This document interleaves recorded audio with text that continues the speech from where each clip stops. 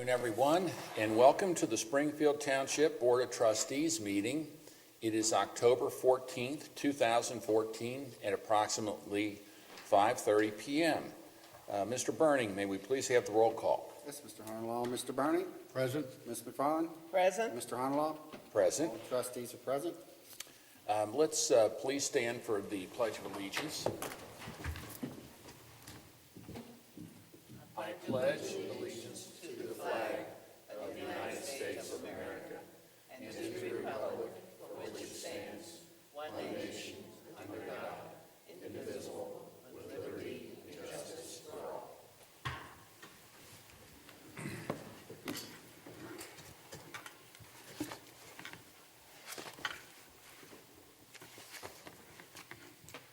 The first thing that we're going to have on our agenda this evening is a community development block grant public hearing, and I would like to call this hearing to order. This is it is October 14th, 2014, as I previously stated, around 5:30 p.m. and we are having, the Springfield Township Board of Trustees is having this hearing regarding the community development block grant application process for fiscal years 2015, 2016, 2017. This is the first of two scheduled public hearings and is being conducted to gain input from the public and staff regarding possible projects the Springfield Township could seek funding for through the CDBG program. Mr. Burning, for the purposes of this public hearing, can we have the roll call again?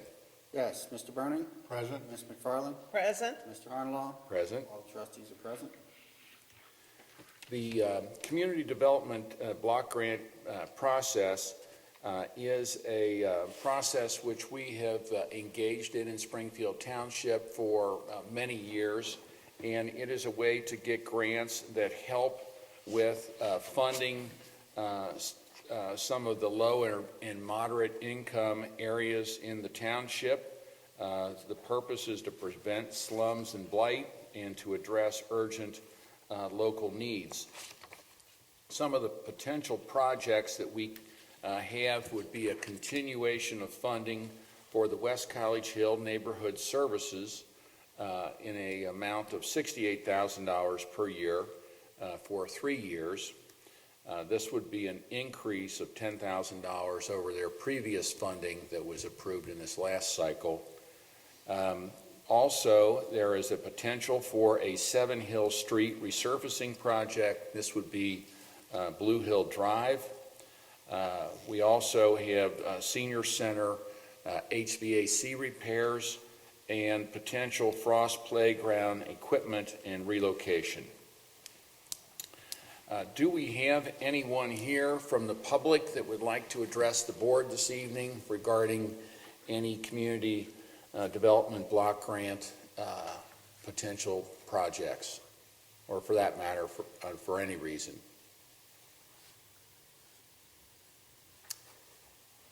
It appearing that, ma'am, is there something you'd like to say, or?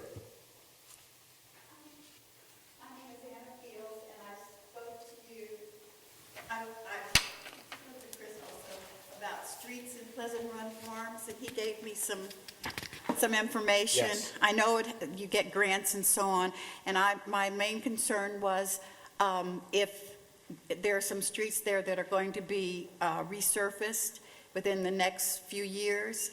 I know money's not always available, and that you've spent a lot of money in Pleasant Run Farms from what I gather, but I sure would like to get some of those streets considered.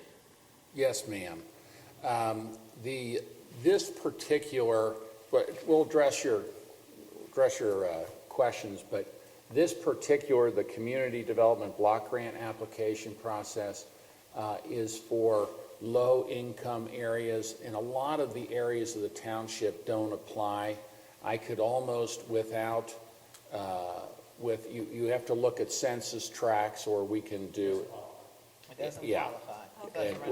We've looked at it, and unfortunately, the people there make too much money, So the area as a whole wouldn't qualify for these dollars to go towards road resurfacing.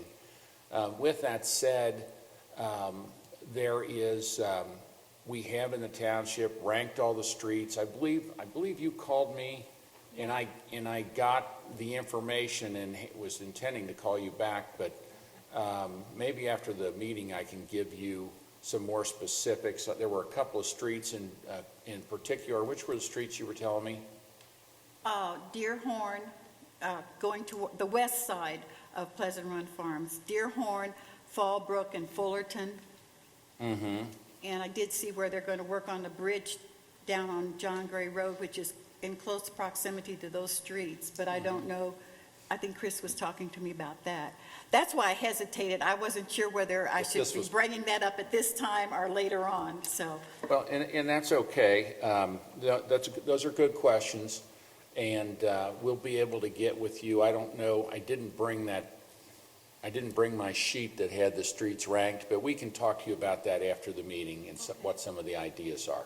Sound fair? Yes, thank you. Okay. Mr. Hernal, I think it's important to note, while we're in the public hearing, that the Community Development Block Grant Program are dollars that are administered by the Hamilton County Community Development Department that are essentially federal dollars that are earmarked toward infrastructure and services provided at the local level to low to moderate income areas. The criteria by which areas are selected or determined to be qualifiable or not are purely a federal standard and not something here at the township that we've arbitrarily decided. These are federal standards that an area has to meet based on income eligibility requirements that the federal government has determined, not the county or here at the township level. So these are dollars that most communities in Hamilton County apply for, as I said, predominantly for infrastructure related or capital related projects that benefit low to moderate income individuals or neighborhoods, and then also services. Although they're getting away from a lot of the services, West College Hill Senior Center has been one of the services that the county has funded through this program for many, many years, as you know.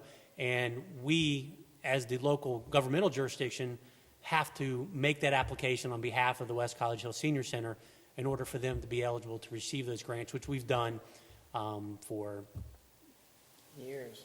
I can't even tell you. It's the agency that makes the 20+ years determination probably. as to what they get. Yeah. Right. Yeah, so their request, which you mentioned is $68,000 a year, is actually West College Hill Senior Center's request. We're simply just the vehicle for them to make that request to the county. Correct. But the other projects are ones that we've identified here locally as staff and determined that we should apply for. Again, it's a very narrow scope of what you can apply for, and even more narrow where those improvements can be made based on the requirements that the federal government has established. I would say, though, that we have been successful over the years getting community development block grant money to repave a lot of the roads in some of the lower income areas of the township, and it's been advantageous to the township and beneficial because by getting those roads fixed in those areas, we can take other tax dollars to fix other roads in other places. So it's worked out in that sense. Is there anyone else from the public that have any comments or questions this evening? It appearing that there's not, let the record reflect that there is not. Do we have a motion to adjourn this public hearing? So moved. Second it. All those in favor? Aye. Aye. Meeting's adjourned. Meeting's adjourned. Robin, you just missed the meeting.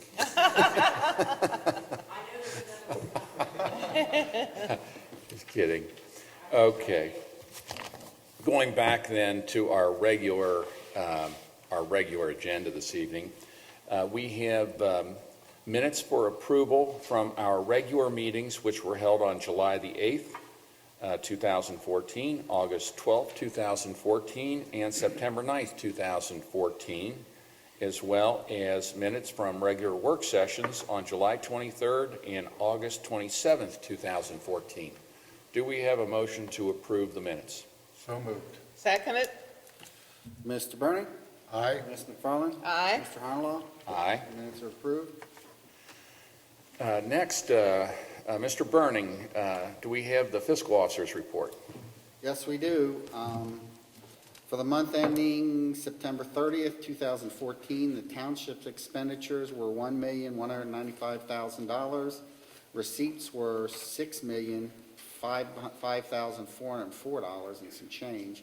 That's due to the taxes coming in from the auditor, which includes second half property taxes. The end cash balance is $18,996,000, including the obligations for expenditures, payroll, regular operating costs, ongoing capital improvements, and projects and investments. I request a motion to approve the receipts, warrants, payroll expenditures, update the current revenues and reports for the period ending 9/30/2014. Do I have that motion? So moved. Seconded. All those in favor? Aye.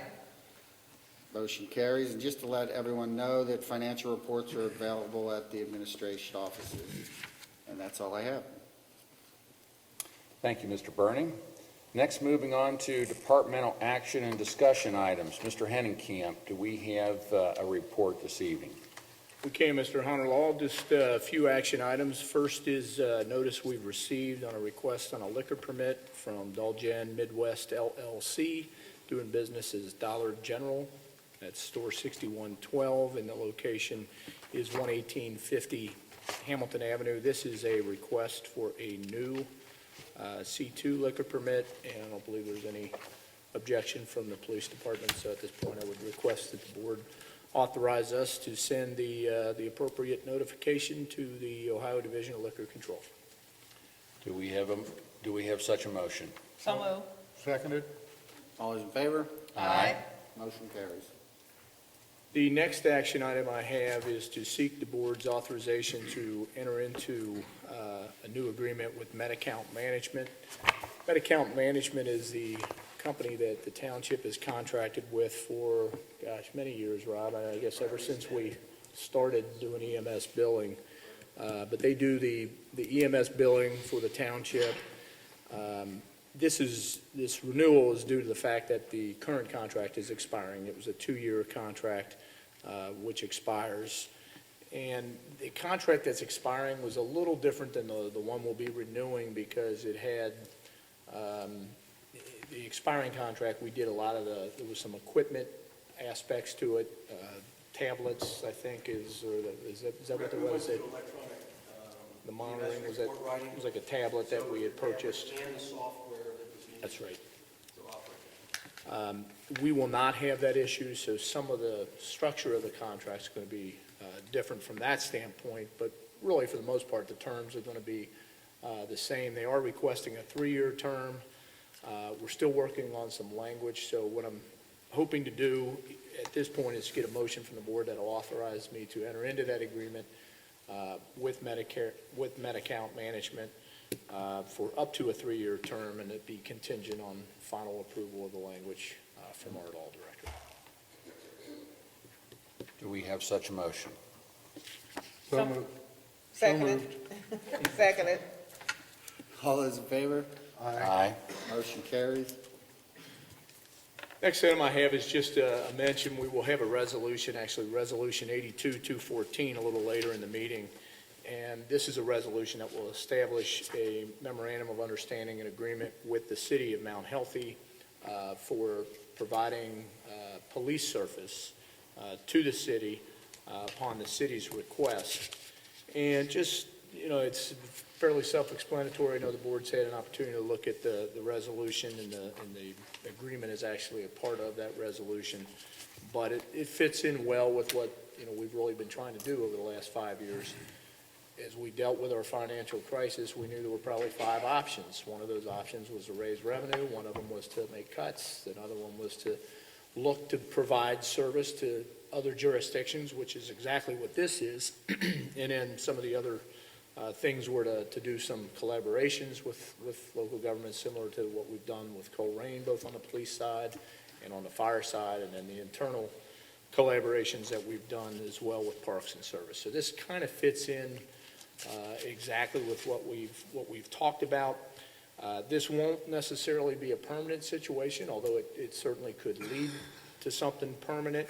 The agreement, I think that we've drafted is more to deal with a situation that Mount Healthy has right now. They are planning to do a tax increase in Mount Healthy, which will provide additional funding and allow them to do the hiring of 3 full-time individuals. But up to this point, this agreement would allow them to request up to 2 township police officers who will work a full shift in Mount Healthy, sort of run a beat for Mount Healthy. It spells out exactly what that officer will do, what systems they will use to enter the data. So if one of our officers is in Mount Healthy, for example, making arrest reports, those are going to be entered into Mount Healthy system and go as crime data for the city of Mount Healthy and not for the township. It limits what a township officer would do in the event that you have a more serious crime and there's going to require additional investigation. Unless requested and special arrangements are made, that would all be handled eventually by the city. So, the agreement kind of deals with all of the different situations and what they will pay the township. So it will not, township won't incur cost as a result of this. And, it's, like I said earlier, it's kind of what we've strived for, to be able to provide this service and where it makes sense for both communities. And I think it's worth noting that this is an agreement that we would enter into, that we would provide this police service, but only when we have the adequate staffing to do so. This isn't going to be a situation where the township is going to be lacking, the requisite number of officers to take care of the township, but it would be where we have additional officers that are available to go in there, and it will not affect our safety services here in the township in any negative way. Mr. Honolulu, as I was reviewing this, I was wondering, and it spelled out very clearly that any officer that is assigned to that area would not be paid overtime. It would be part of their working shift. So I think that's important to note as well. And some other questions I had regarding the logistical aspects of how the data was going to be transferred or communicated between the Mount Healthy and the township is very, very clear, this memorandum of understanding that that will be very succinct as the process is carried out. And I want to thank our law attorney and law clerk for, as always, putting together a very, very comprehensive memorandum of understanding. I will say that Assistant Chief Rob Browder and I spent probably 3 hours on the phone going over exactly how this would work, because it's the first time we've done anything like this. Really, it's the first time kind of anybody's done anything like this. So we want to make sure we're all sure who takes prisoners to jail, who enters it in, who handles the court. There's just a lot of little pieces that have to go right to make sure that jurisdictionally and legally everything is done appropriately. You don't want to provide service and then never have your cases, have them all get thrown out of court or something because we didn't do something procedurally right. So it was a joint effort to really figure out how this would work. Most contracts, you don't have to draft them that way. Most contracts, you can draft them very highbrow. This one, we thought we needed to really know what we were going to do. So that's why it's very detailed. It definitely is. Thank you both. Assistant Chief Browder got a little, he was very, very patient with me as I'm asking all these questions. It did take quite a long time, to like 11:30 at night we were doing this, I think, so. Well, but it's important that we get this right, because this could be a template for future collaborations. And Laura, I thought it was excellently drafted, so very well drafted. Yeah, Joe, I think you hit it right on the head. It's something we hope will lead to further collaborations, or maybe this becoming more of a permanent thing where Yes. it'll work for both communities. So Exactly. There's a lot of dictates out there that say you should collaborate, but there's really nothing that tells you how to do How that. to do it. Exactly. There's so many roadblocks in the statutes and just operationally to do that you Exactly. really got to do some significant work just initially to get that to work. So I think this does it, but like anything we do, there'll be tweaking once, because you can't think of everything, even on 3-hour conversations. But I think we've got a good start. It's So. a great start. Thank you. but anyway, no action needed at this point. That'll be a resolution a little bit later. The only other thing I have is just kind of under somewhat of an action item, although it's pretty standard. Halloween coming up, October 31st. As always, will be from 6 PM to 6, or from 6 PM to 8 PM in the township. And that is weather, regardless of weather. Regardless of weather. Halloween is Halloween. I think everybody wants to. Can you make it clear to parents that, you know, if the weather's bad in your neighborhood, maybe your kids shouldn't go out? I mean, it's, I know it sounds silly, but I know last year there was a lot of parents upset that it wasn't canceled, but the township's a pretty big area, and different parts of the township have different weather. I mean, some place it was pouring down rain, other place it wasn't raining at all. Majority of the So night, people need actually. to understand parental discretion needs to be used. Absolutely. If the weather's bad, then parents need to make their own decision on the safety, but, so we'll, you know, I suppose, I think in the past, we've always had a motion from the board just to confirm that that will be the times. Do we have a motion to set Halloween trick-or-treating on Friday, October 31st, from 6 PM to 8 PM in Springfield Township? So moved. Second it? All those in favor? Aye. Motion carries. And just the personnel update, very brief personnel update. Accepted the resignation of Joan Schumacher as a part-time EMT firefighter. And of course, we recognized Joan for her many years of service here last month. But the official effective date of her retirement and resignation was September 22nd of 2014. And I would ask Kim to bring us up to date on community events and programs. Thank you. I only have one event to report on, and it goes right in line with Halloween. On October 30th, we're having a Playhouse in the Park event, inviting children to come out in their Halloween costumes. We're also inviting several of our high schools to come out, and they're doing a preview of their fall shows. After the Playhouse in the Park show is done, the kids can go out can go trick-or-treating around the banquet hall with the cast members of each of the plays. And that's at 7:00 PM, and it is free. Very good. The only other thing I have is I know the board has copies of the departmental activity reports, and so unless there's any other questions, I will need to request that the board go into an executive session following our regular meeting, and that would be for purposes of preparing for collective bargaining sessions with public employees concerning their compensation and other terms and conditions of employment. Thank you, Mr. Hennekamp. Moving then on to board resolutions this evening. The first resolution we have is resolution number 82, 2014, authorizing the execution of a memorandum of understanding with the City of Mount Healthy for the provision of additional police protection services to the City of Mount Healthy pursuant to Ohio Revised Code Section 505.43, 505.431, and 505.50. Do we have a motion? So moved. Seconded? Mr. Bernie? Aye. Mr. McFarland? Aye. Mr. Honolo? Aye. Resolution carries. Next, we have resolution number 83, 2014.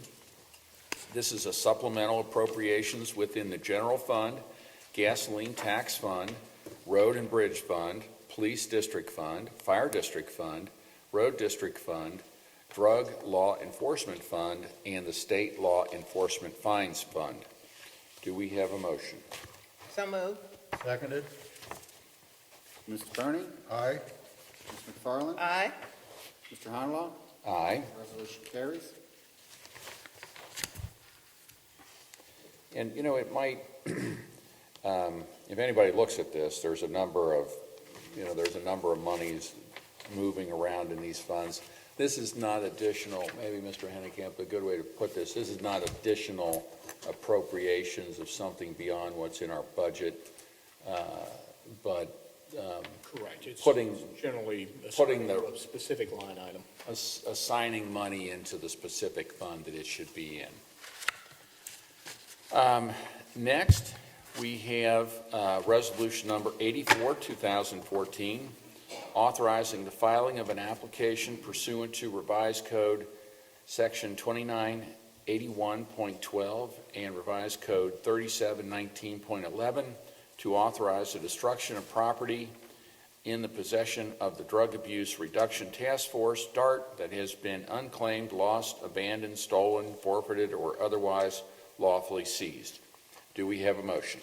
So move. Seconded? Mr. Browning? Aye. Ms. McFarland? Aye. Mr. Honolo?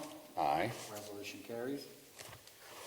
Next, we have Resolution Number 85, 2014, authorizing the disposal or salvage of unneeded, obsolete, or unfit for use property in the Police Department Drug Abuse Reduction Task Force, DART program. Do we have such a motion? So move. Seconded? Mr. Browning? Aye. Ms. McFarland? Aye. Mr. Honolo? Aye. Resolution carries. Next, we have old business.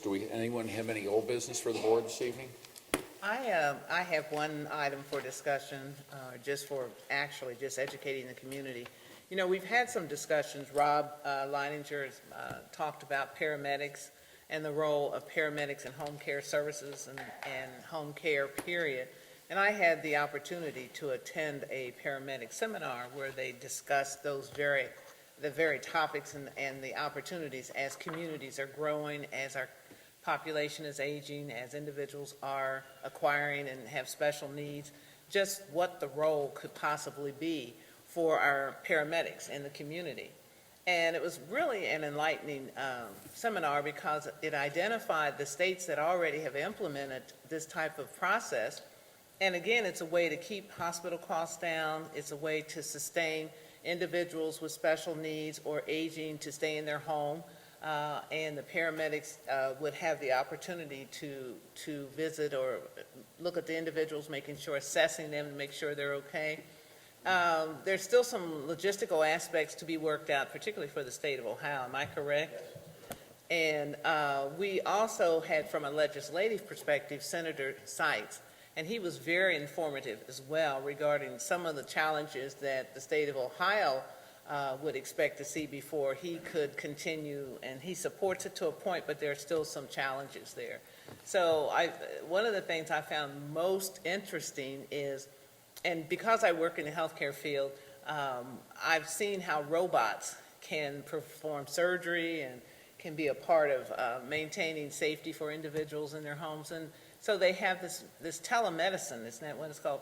You want to go into that in more detail, Rob? Just real briefly, I mean, it's kind of like the Jetsons years ago. Yes. Where, you see these little things flying around, but it's telemedicine, and what it is you're basically bringing the doctor into the home, and either with FaceTime or with some of the two-way communications now, you can literally go in, the community paramedic would go in with this device and sit with the patient and then instruct them how to have a dialogue with a physician on the other end that might be sitting in their office, and then take care of integrated health care at that point. So I think there's a lot of tremendous opportunity for collaboration, not only with the hospitals, but also with the Council on Aging and various other social service agencies, such as people working cooperatively and things like that. So it's not just healthcare, but we can bring a lot of different resources to our residents because we know them better than anybody. And we can do wellness checks, or we can do more interactive telemedicine at some point in time in the future. So it's really exciting, but but I think there's just tremendous opportunity for collaboration. I think that's what we walked away with at the end of that conference, was that we need to continue to have that dialogue, involve our elected officials so that legislatively we can put things in place to move forward, and then to keep having dialogue with CEOs of hospitals and things to try and control costs and provide great service for our residents. I thought when I watched and observed the robots, I was reminded of how, sometimes my mother would forget we wanted to make sure she was taking her medicine. And the way the telemedicine system is set up and designed, it goes over that with that individual and finds out what time they took their medicine, or if they did, and if they'd forgotten, or even if they had purchased their medication. So it's a way to continue to allow individuals to stay in their homes and not have to be transferred into a long-term nursing care facility. And it's also less costly for everyone. And you know, there are a lot of 80-plus, even 100-year-old individuals who are able to make it in their homes, and they want to continue there, even though some of the long-term retirement centers are very nice and fancy and everything, but there's no place like home. So I felt that with Senator Seitz, he was just magnificent, you know, with his presentation. I think there's opportunities for us here in the state of Ohio. We're hoping everything will line up by the end of 2015. We're probably a year away from getting the legislation necessary to move forward with what's needed to do the community paramedicine. But you know, we're going to keep the trains on a track and it's heading down the road. So we're optimistic we'll have everything in place by the end of the year. Thank you. That was mine. Thank you, thank you. Is there any new business for the board this evening? I have none. All right, with that, we are to the citizens' participation part of the meeting. Is there anyone here that would like to address the board? Yes, Robin?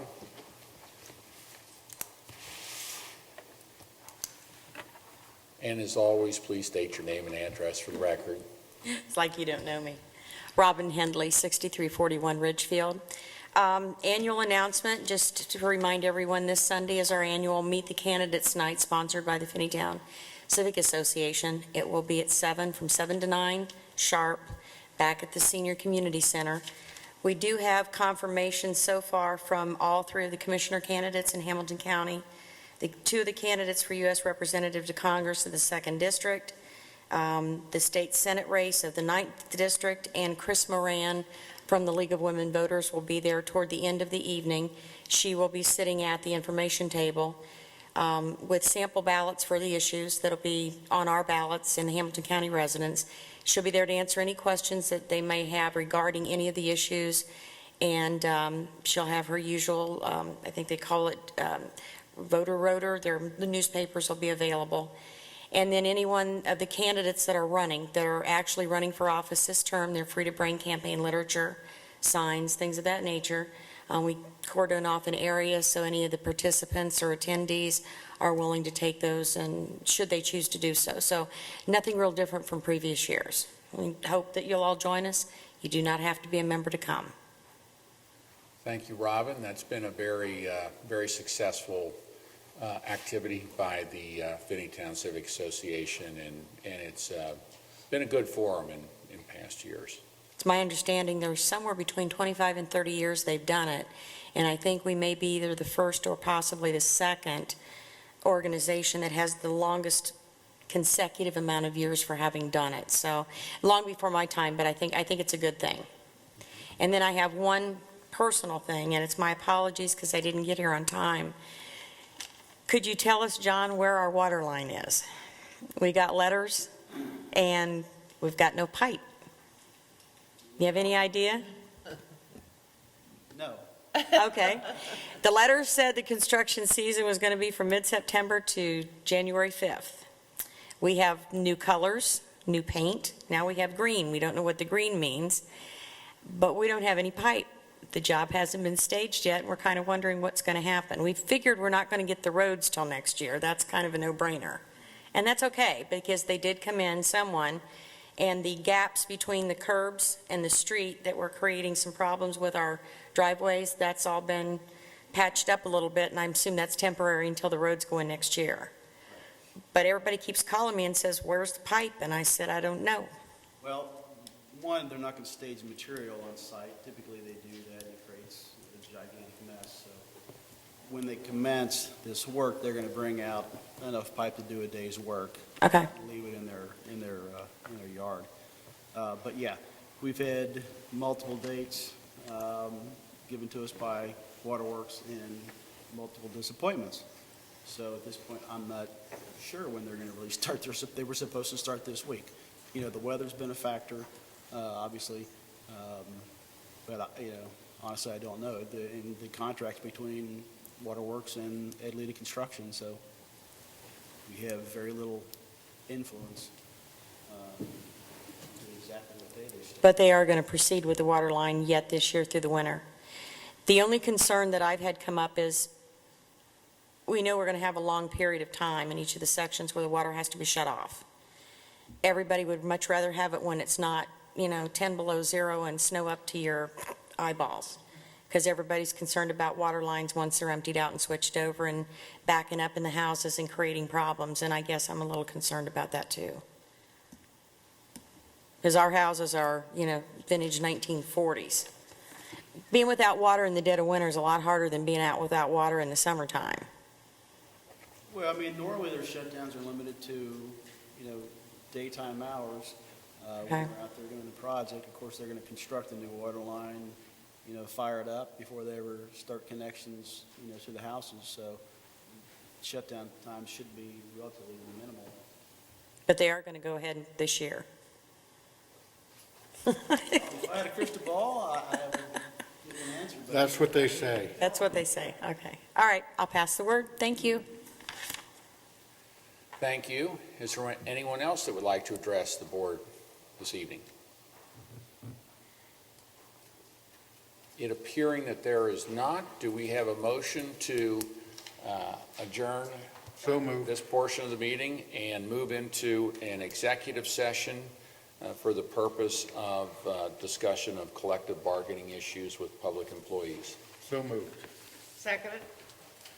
Mr. Burning, Aye. Mr. Honolo, Aye. Ms. McFarland, Aye.